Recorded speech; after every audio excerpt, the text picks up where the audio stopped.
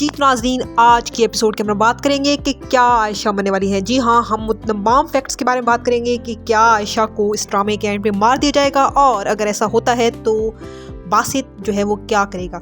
यहाँ तो हमने प्रोमो में देखा कि आयशा जो है मुकम्मल तौर पे जो है उसको दिखाया गया है, सीन को क्रिएट किया गया है कि आयशा जो है वो खुदकुशी करने वाली है, और उसके बाद जो है वो बासित जो है उसको ढूंढता फिर रहा है डिफरेंट किस्म की हॉस्पिटल्स के अंदर। उसकी बहन भी उसके साथ होती है। तो हम देखेंगे कि क्या आयशा मरने वाली है। जी हाँ, एक लाश को भी दिखाया गया है। यहाँ पे अगर हम आयशा के कैरेक्टर को थोड़ा सा जो है वो हम क्रिटिकली एनालाइज करें, हम देखते हैं कि आयशा जो है उसने बहुत ज़्यादा जो है वो वावेला मचाया हुआ है। हालांकि वो कहती है कि मेरे साथ जो है बिल्कुल बुरा हुआ है, मैंने बहुत ज़िल्लत की ज़िंदगी गुजारी है, मेरे साथ ऐसा नहीं होना चाहिए था।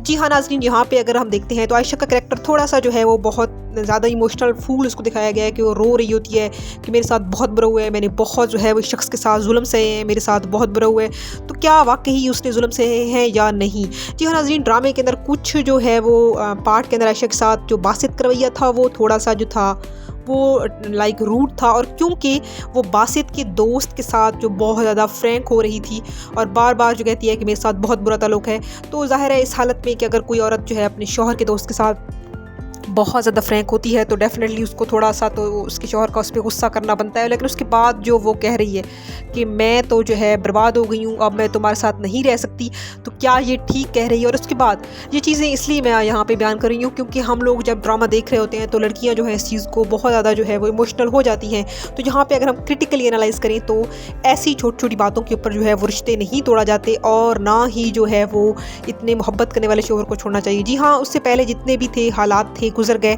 लेकिन अब उनकी ज़िंदगी जो थी वो एक ट्रैक की तरफ आ चुकी थी और वो लोग काफ़ी अच्छी ज़िंदगी गुजार रहे थे।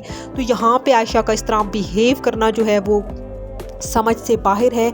तो आप लोग देखेंगे कि असल में जो कसूर था वो किसका था, वो उनकी माँ का कसूर था। अगर आयशा को लड़ना भी चाहिए था तो उसकी माँ से लड़ना चाहिए था कि किस तरह से उसने अपनी तीनों बेटियों का घर जो है वो ख़राब किया, कि एक छोटी बेटी जो है उसके झूठ बोल के उसको ससुराल में एडजस्ट करने की कोशिश की, तो डेफिनेटली झूठ के तो पाँव नहीं होते, तो वो पकड़ा गया और वो जो है उसको घर छोड़ गए।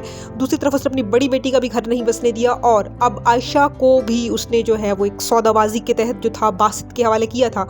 लेकिन बासित जो था वो अब वो उसके साथ इमोशनली अटैच हो चुका था, और यहाँ पे जो नेगेटिव रोल प्ले किया है वो बासित की दोस्त ने किया है, सुहा ने। और उसकी माँ अब बहुत परेशान है कि मैंने ऐसा क्यों कर दिया, मैंने अपनी तीनों बेटियों का घर जो है वो ख़राब कर दिया। तो यहाँ पे जो हम देखेंगे कि उसकी बड़ी बहन को बहुत ही अच्छे सा करैक्टर दिखाया गया है, किस तरह वो जो है अपनी बहन को ढूंढ रही है लेकिन वो उनको मिल नहीं रही। तो क्या हम देखेंगे कि आयशा को इस ड्रामे के अंदर जो है वो मार दिया जाएगा, क्या आयशा मरने वाली है। और अगर आयशा को जो है वो मार दिया जाता है ड्रामे के एंड पे, तो जिस तरह से हम देखते हैं कि ये जो है वो फिरोज़ खान हमेशा एक्टिंग करते हैं, एक बहुत ही मतलब दिल लुभाने वाली एक्टिंग होती है उनकी। तो यहाँ पे भी एग्जैक्टली उन्होंने ऐसा ही रोल प्ले किया है। तो क्या उनके हिस्से में जो है वो जुदाई आएगी, क्योंकि उन्होंने एक लाश को दिखाया है ड्रामे के प्रोमो में। यहाँ पे जो है बासित बहुत ही ज़्यादा परेशान है, और आयशा बार बार उसको कहती है कि तुम्हारे साथ मैंने बुरे किरदार के मर्द के साथ मैंने ज़िंदगी गुजारी है, मैं बहुत अच्छी थी, मेरे साथ बहुत जुल्म हुआ है।